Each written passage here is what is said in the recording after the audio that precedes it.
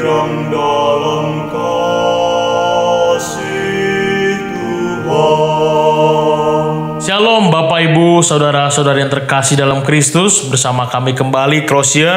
Saya Frater Yung dan juga bersama dengan Pastor Postinus Gule OSC.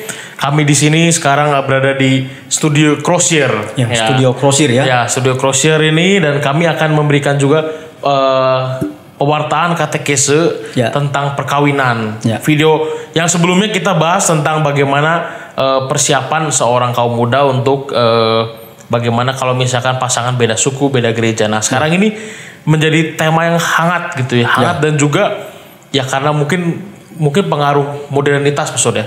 Pengaruh modernitas ini sangat besar gitu kan, dan juga mungkin dengan cara pola pikir budaya barat gitu. Ini di Indonesia rupanya sekarang mulai banyak gitu tentang child free gitu ya. Jadi menikah tapi nggak mau punya anak gitu kan. Nah, ini menjadi menarik gitu karena ya pasti juga ya mungkin Bapak Ibu saudara-saudara terkasih juga melihat hal itu, kenyataan itu gitu kan. Nah, langsung saya bertanya Pak Sur ya. Nah, bagaimana sih pandangan gereja Pak Sur terkait dengan fenomena child free ini Pak Sur? Ya, baik Frater Yung, terima kasih ya atas kebersamaan kita kembali dalam katekese digital ini. Katekese yang sangat modern ya, milenial banget ya. Nah, begini.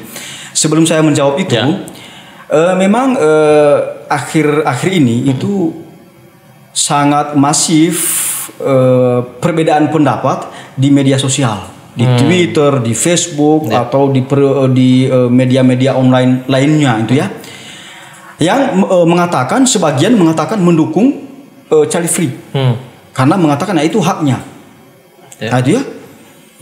tapi sebagian juga mengatakan tidak, karena perkawinan adalah sebagai panggilan, maka punya anak itu adalah sebagai panggilan juga, bahkan menerima anugerah dari Allah.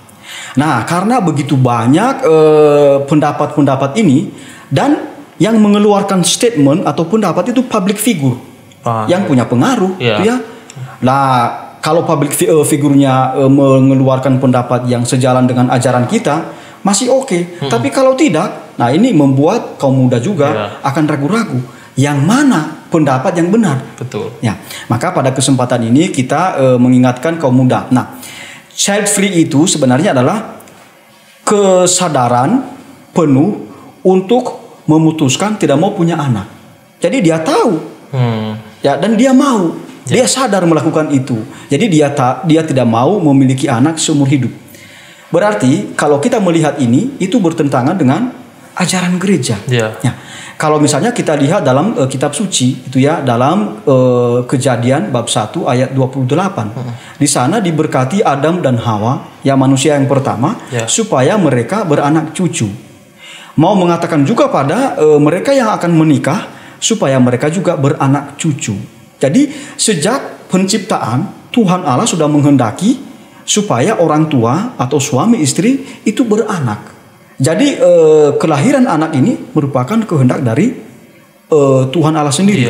Maka kalau child free atau menolak punya anak, berarti sama dengan menolak kehendak Allah itu sendiri. Dia tidak melaksanakan apa yang menjadi sabda Allah ya dalam kitab suci. Itu yang pertama. Lalu yang kedua, dalam pandangan gereja Katolik, saya ingat itu di dalam kitab hukum kanonik, kanon 1055. Ya, paragraf pertama dikatakan bahwa di sana ada 3 tujuan perkawinan. Yang khas dia, yang pertama kebaikan suami istri. Kita sudah bahas dalam video kita sebelumnya. Tapi juga yang kedua adalah kelahiran anak. Lalu yang ketiga adalah pendidikan anak. Itu. Nah, kalau seandainya menolak kelahiran anak, maka otomatis menolak 2 tujuan perkawinan, yakni kelahiran anak dan pendidikan anak. Maka sama saja kalau seandainya calon pasangan suami istri atau pasangan suami istri melakukan child free, juga menolak yang namanya tujuan perkawinan. Jadi tidak memiliki lagi arah perkawinan itu sesuai dengan apa yang dimaksud oleh gereja, yang dikehendaki oleh Allah sendiri. Jadi sangat bertentangan dengan ajaran gereja Katolik. Maka kita panggil umat kita untuk tidak melakukan itu. Child free. Nah, tadi Pastor membahas tentang Kejadian 1 nih. Ini kan udah konteksnya bahkan Adam dan Hawa gitu kan, bahwa sejak awal gitu kan manusia dipersatukan itu ya salah satunya untuk beranak cucu gitu kan. Nah, bagaimana Apa sih sebenarnya pesan itu, Pastor? Pesan dari sabda itu? Ya, Frater Yung, itu sangat dalam sebenarnya. Yeah. Kalau direnungkan sungguh-sungguh. Mengapa? Karena coba kita lihat ya. Dalam penciptaan itu, kisah penciptaan itu, Tuhan Allah menciptakan manusia dari tanah. Dari tanah ya. Yeah. Lalu dia hembuskan nafasnya sehingga hidup. Jadi dia menciptakan manusia dari tanah. Yeah. Tetapi menariknya, setelah Tuhan Allah menciptakan manusia dari tanah ini dan jadi Hawa dan Adam, maka Tuhan Allah tidak lagi menciptakan manusia dari tanah, tetapi justru memberkati pasangan suami istri Adam dan Hawa ini supaya mereka menjadi co-kreator Allah, rekan kerja Allah untuk meneruskan kehidupan. Ini kan martabat yang luar biasa, Frater Yung. Jadi Tuhan Allah itu tidak hanya menciptakan manusia segambar dengan dia, tetapi dalam diri Hawa dan Adam, manusia pertama, dan dalam diri mereka yang menikah, itu diberikan martabat yang luar biasa sebagai rekan kerja Allah dalam meneruskan generasi, kehidupan. Jadi luar biasa panggilan suami istri ini sebenarnya ya itu. Jadi itu pesan yang luar biasa. Nah, apakah panggilan semacam ini juga diterima oleh keluarga-keluarga, oleh calon pasangan, oleh pasutri ya, pasangan suami istri? Ya, maka pada kesempatan ini kita juga sekaligus memanggil mereka dan mendukung mereka untuk menerima panggilan yang luar biasa ini sebagai co-kreator Allah dalam meneruskan kehidupan ya generasi baru di dunia ini. Ya, itu Frater Yung pesannya. Jadi luar biasa martabat kita ini, Pastor ya. Luar biasa. Jadi nggak hanya untuk hidup bersama, tapi ya untuk meneruskan penciptaan ini gitu ya. Mengelola penciptaan, bahkan tadi beranak cucu gitu ya. Makanya ya tadi tujuan perkawinan itu yang nomor 2 adalah kelahiran anak gitu kan. Jadi suatu hal yang ya kalau misalnya mau menikah ya ini salah satu tujuannya gitu kan. Gak hanya mungkin juga dalam hal ini juga perlu disadari gitu, kalau misalnya nggak mau punya anak berarti nanti hubungan seksualitas yang harusnya suci dan kudus itu menjadi tidak ada artinya gitu. Menjadi kayak ya hanya sebatas untuk rekreasi jadinya gitu kan, nggak mau untuk suatu hal yang lebih baik situ kan. Dan sebenarnya dalam ajaran gereja ya, dalam ensiklik Humanae Vitae nomor 11 itu dijelaskan atau ditegaskan bahwa hubungan seksual yang notabene sebagai ungkapan penyerahan diri satu sama lain itu harus prokreatif. Nah itu. Jadi unitif ini, kesatuan mereka ini itu harus terarah pada prokreatif, bukan rekreatif. Ya, prokreasi, bukan rekreasi. Bukan rekreasi, ya prokreasi itu ya. Prokreasi itu harus terarah pada kelahiran anak. Jadi itu gereja kita sudah menegaskan itu juga, itu ya. Itu. Nah, sekarang kalau misalkan lihat ini kan kompleks nih Pastor masalah-masalah, dan juga kita di gereja kan punya juga pendamping keluarga, pendamping pasangan suami istri, dan juga ada juga tim kursus perkawinan gitu kan. Nah, apa pesan Pastor dalam hal ini ya, katakanlah yang perlu akhirnya mereka sampaikan gitu, karena ini mereka juga kan bagian dari orang yang membantu kita gitu kan, membantu gereja untuk supaya orang tuh tahu tujuan perkawinan apa dan juga mendampinginya itu gimana Pastor? Ya baik Frater Yung ya. Gereja kita itu mengulang-ulang terutama di dalam dokumen-dokumen Konsili Vatikan kedua dan juga berikutnya ya dalam ensiklik, dalam Motu Proprio paus berikutnya itu ya selalu mengulang-ulang bahwa keluarga itu adalah sel dari masyarakat, sel yang sangat penting. Mengapa? Karena kita berasal dari keluarga, masyarakat pun berasal dari keluarga. Maka keluarga ini harus sungguh-sungguh dibangun dengan baik itu ya, dengan benar itu ya, sesuai dengan apa yang dikehendaki oleh Tuhan Allah dan gereja. Maka rumah tangga itu dalam gereja Katolik itu dipandang sebagai gereja mini. Ya. Mengapa? Karena mestinya di sana diwartakan sabda Allah, Injil, kabar gembira, dan juga di sana anak-anak mengalami pendidikan yang benar. Pendidikan rohani, moral dan lain sebagainya itu ya. Tidak hanya pengetahuan sosial, tapi pengetahuan mengenai iman. Itu yang pertama. Yang kedua, karena ini sangat penting, itu ya keluarga ini, maka katekesi keluarga ini harus sungguh direncanakan dengan baik. Maka kalau misalnya di dalam paroki atau di keuskupan, maka komisi keluarga atau seksi keluarga ini harus sungguh-sungguh juga dibekali dan membekali diri, itu ya. Bagaimana cara mereka nanti mendampingi keluarga-keluarga dan mendampingi diri mereka sendiri juga, itu ya, sesuai dengan semangat Kristiani tentu saja, itu ya, supaya keluarga yang dihidupi ini ya tidak jauh-jauh dari ajaran Kristiani, tapi justru harus mewujudkan apa yang menjadi ajaran Kristiani. Maka selain katekesi keluarga ini, maka juga harus sungguh-sungguh direncanakan dengan baik yang namanya kursus persiapan perkawinan bagi mereka yang akan menikah. Tapi bagi keluarga-keluarga yang sudah menikah juga diberi katekese, didampingi juga. Saya sebenarnya punya impian ya Frater Yung ya. Ya seperti yang diharapkan oleh Paus kita yang sekarang, Paus Fransiskus dalam Amoris Laetitia ya, bahwa mestinya itu keluarga-keluarga muda itu didampingi. Dan yang mendampingi itu bukan hanya dari pastornya atau dari fraternya atau dari suster itu ya, tetapi justru melibatkan keluarga-keluarga pasangan suami istri yang bisa diteladani. Mereka menjadi misionaris bagi keluarga muda ini, itu ya. Nah ini sangat penting itu ya, untuk diterapkan di dalam gereja kita. Nah ini yang harus dilakukan. Katekesi keluarga itu sangat penting.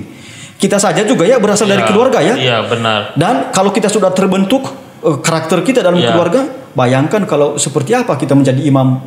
Kalau seandainya karakternya baik, oke, bersyukurlah kita sebagai imam, sebagai frater. Tapi kalau karakternya sudah buruk dari keluarga, lalu nanti kita menjadi pastor yang seperti itu juga. Betul. Ya itu. Jadi memang kita juga di gereja tidak hanya dari kaum klerus dan religius yang sebenarnya, karena mendampingi ini juga pasangan-pasangan yang katakanlah udah mengalami pasang surutnya bagaimana hidup perkawinan itu bisa membagikan dan mendampingi gitu. Dan juga yang didampingi harus lebih terbuka gitu, mau belajar gitu kan. Jangan sampai nanti udah didampingi biasanya kan siapa kalian gitu kan mau mendampingi kami gitu kan. Tapi kan justru di sini juga ada keterbukaan karena gereja juga tidak hanya tadi para klerus, tapi melibatkan awam-awam juga yang bisa membantu kehidupan perkawinan lebih baik gitu, Pastor. Dan banyak awam kita loh yang bisa diteladani dan yang punya kapasitas mendampingi keluarga-keluarga. Itu banyak loh. Banyak sekali ya. Banyak itu. Dan kita harus bekerja sama dengan mereka. Betul. Kita harus mengakui bahwa kita ini tidak semuanya kita tahu. Ada awam-awam kita yang lebih hebat yang memiliki kapasitas, punya pengalaman juga yang sungguh-sungguh gitu ya. Ya ini. Nah makanya kalau misalnya lihat tadi konteks child free ini, justru disinilah akhirnya peran mereka untuk memberitahu gitu kan. Dan ya mungkin kalau misalnya kaum religius klerus yang memberitahu, mungkin ya mereka merasa mereka aja nggak menikah kok ngomongin tentang kelahiran anak. Tapi kan di sini justru peran mereka yang lebih lebih relevan akhirnya gitu kan, bahwa memberitahu dan juga mengajarkan. Nah sekarang Pastor, apa akhirnya yang perlu dilakukan katakan oleh Pastor untuk mengantisipasi untuk tentang permasalahan penolakan kelahiran anaknya dalam perkawinan, Pastor? Yang harus diantisipasi itu pertama-tama seperti yang sudah saya katakan tadi, kita harus melakukan katekesi keluarga terus menerus. Itu sangat penting. Lalu yang kedua itu juga kaum muda ini perlu didampingi oleh kita semua oleh kaum awam, oleh komisi keluarga, oleh seksi keluarga, oleh para pastor, oleh para frater juga Lalu yang kedua kita panggil juga kaum muda pasangan suami istri, keluarga-keluarga supaya mereka sungguh-sungguh memposisikan hidup mereka sebagai umat beriman Katolik. Itu bukan sebagai beriman yang tidak beriman Katolik. Itu atau hanya mengandalkan pengetahuan. Nah, begini Frater Yung, sering sekali itu yang selalu ditekankan sekarang itu adalah liberty, kebebasan itu yang hanya fokus pada dirinya. Itu. Tapi tidak memperhatikan yang lain. Itu tidak memperhatikan apa yang menjadi ajaran gereja. Maka sekali lagi ini perlu dilakukan katekesi keluarga terus menerus, dan peran keluarga untuk melakukan katekesi kepada anaknya itu juga sangat penting. Penting memberikan pemahaman yang mendalam untuk anak-anak bahwa child free itu tidak didukung oleh gereja, Itu. Maka juga untuk mengantisipasi supaya ini tidak terjadi, maka dalam kursus persiapan perkawinan mesti ditelusuri ini, ya diselidiki ini, apalagi dalam pemeriksaan kanonik. Itu perlu sekali ditelusuri juga. Kalau seandainya mereka memiliki cara berpikir semacam itu, lalu diberikan pemahaman. Ya, kalau seandainya mereka tidak mau mengikuti ajaran gereja, maka diberitahu konsekuensinya. Karena dengan menolak kelahiran anak, berarti sekaligus menolak juga pendidikan anak. Dan kita harus mengingat di dalam kanon 1101. Kanon 1101. Sebenarnya tidak salah perkawinan yang dilangsungkan dengan melakukan simulasio. Simulasio itu meniadakan sebagian dari unsur-unsur atau unsur hakiki perkawinan atau seluruh dari unsur-unsur itu, atau menolak perkawinan sendiri. Itu yang harus diperhatikan oleh umat kita juga. Kanon 1101. Ya. Nah, tadi Pastor menyebut tadi tentang liberty itu gitu. Bagaimana orang merasa bahwa ya bebas lah, gimana saya lah gitu gereja ajaran dan ini pilihan saya gitu. Nah, apa sebenarnya sih Pastor motivasi lainnya dari orang yang ya katakanlah nggak mau punya anak gitu? Kenapa sih sebenarnya? Ada yang pernah Pastor alami dari pengalaman Pastor mendampingi mereka yang hal seperti itu, child free itu, apa sebenarnya Pastor motivasinya? Ya, bisa jadi juga begini ya, Frater Yung. Tidak mau menanggung resiko kalau nantinya anaknya itu cacat. Itu ya.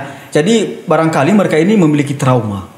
Mungkin dalam keluarganya ada yang cacat, ya, atau ada yang berkebutuhan khusus ya. Lalu itu tidak mau menanggung resiko itu. Padahal kan belum tentu juga kan. Dan kalaupun terjadi yang demikian, ya itulah panggilannya dalam untung dan malang harus menjadi pasangan. Itu yang pertama. Lalu yang kedua, juga tidak mau bertanggung jawab. Ada juga ya sebenarnya yang lebih parah adalah tidak mau menjadi orang tua. Nggak mau. Nggak mau menjadi orang tua. Nah, yang saya saksikan di dalam, yang saya baca ya di dalam media sosial itu juga mengatakan, kami repot mengurus anak-anak ini. Repot. Kami menghabiskan banyak uang, lalu nanti bagaimana menyekolahkan mereka, belum lagi nanti mereka tidak setia kepada kami orang tuanya. Coba bayangkan kalau cara berpikir semacam itu aneh, itu menurut saya aneh. Bisa jadi mereka memiliki trauma, tapi solusinya bukan itu untuk menghindari diri dari trauma semacam itu. Itu bukan solusi yang baik ya. Jadi itulah yang saya lihat alasan-alasan mereka juga itu ya. Lalu berikutnya, karena mereka mau menikah dengan hanya rekreasi saja. Nah itu. Supaya bebas pergi ke sana kemari. Gitu. Banyak orang yang menikah tapi supaya supaya saya bisa bebas pergi ke luar negeri, tidak ada hambatan dalam pekerjaan saya, itu ya. Jadi sungguh-sungguh liberty ini yang mereka itu hanya fokus pada diri mereka. Itu egosentris akhirnya. Ya tidak memperhitungkan lagi ajaran gereja, tidak memperhitungkan lagi dimensi sosial. Ini kan aneh. Itu masa mau menikah tapi begitu saja itu. Lalu yang berikutnya ada juga masalah moral yang dihadapi oleh mereka ini. Berarti mereka melakukan kontrasepsi dong. Nah itu kan masalah moral. Dalam gereja Katolik tidak boleh.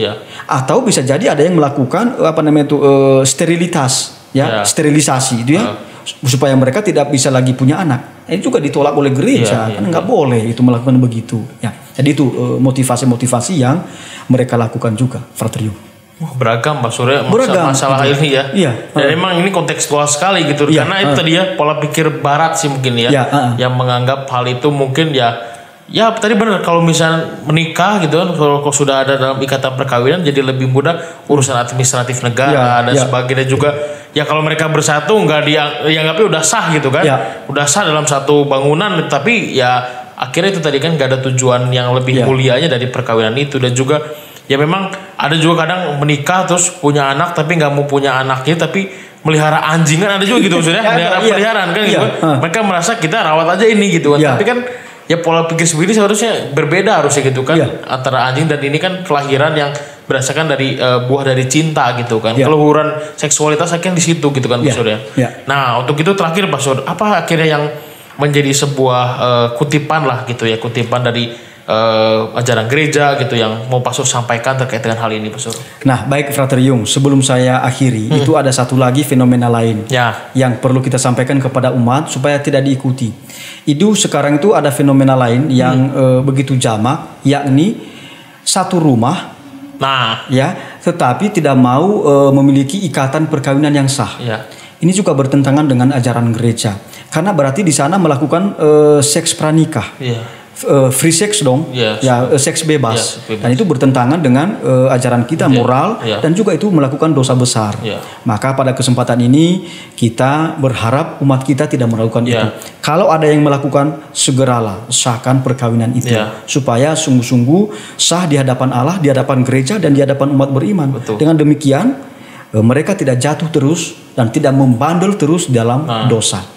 Nah, Frater Yung, itu kutipan saya pada video ini itu saya kutip dari Familiaris Consortio dari Paus Yohanes Paulus II yang sudah dikanonisasi menjadi santo. Ya, ini sangat baik dan sangat menarik. Begitulah pasangan, sementara saling menyerahkan diri, bukan hanya memberikan diri sendiri, melainkan juga kenyataan anak-anak yang merupakan cerminan hidup cinta kasih mereka. Suatu tanda tetap persatuan suami istri dan suatu sintese hidup dan tak terceraikan kenyataan mereka sebagai ayah dan ibu. Bila suami istri menjadi orang tua, mereka menerima dari Allah kurnia tanggung jawab yang baru. Cinta kasih mereka sebagai orang tua dipanggil untuk menjadi bagi anak-anak tanda yang memperlihatkan cinta kasih Allah sendiri, asal mula setiap keluarga di surga dan di dunia. Itu saja Frater Yung yang menjadi kesimpulan kita dalam video kita pada malam hari ini. Semoga umat kita, keluarga-keluarga, kaum muda sungguh-sungguh mendengarkan apa yang kita sampaikan ini. Terima kasih. Luar biasa, Pastor ya. Untuk Bapak Ibu, saudara-saudara terkasih, jangan memutuskan gitu secara sadar saya nggak mau punya anak gitu ya. Kami ini juga anak-anak dari orang tua kami yang kami yakin mereka akan bahagia gitu ya. Bahagia sekali melihat kita sekarang ini juga anak-anak gitu kan. Siapa yang nggak bahagia gitu punya anak kayak Pastor Posinus gitu. Punya anak kayak saya gitu kan. Bahwa inilah hasil dari komitmen, hasil juga dari keinginan untuk lebih membuahkan dari cinta itu harus lebih berbuah akhirnya gitu. Salah satu buah yang nyata itu adalah bagaimana kita mau memiliki anak, mau merawat mereka, mau mendidik mereka, dan itulah bentuk dari perkawinan yang sejati bahwa ya kita mau untuk juga menjadi co-kreator dari Allah itu sendiri. Demikianlah Bapak Ibu, saudara-saudara yang terkasih dari pembahasan kita tentang perkawinan. Nantikan lagi video kita yang selanjutnya. Jangan lupa like, comment, and subscribe supaya nanti juga video-videonya semakin bisa juga mungkin orang butuh di-share ini gitu. Butuh di-share supaya semakin banyak orang yang mengenal tentang hal ini. Begitu saja. Terima kasih. Sampai jumpa. In Cruce Salus.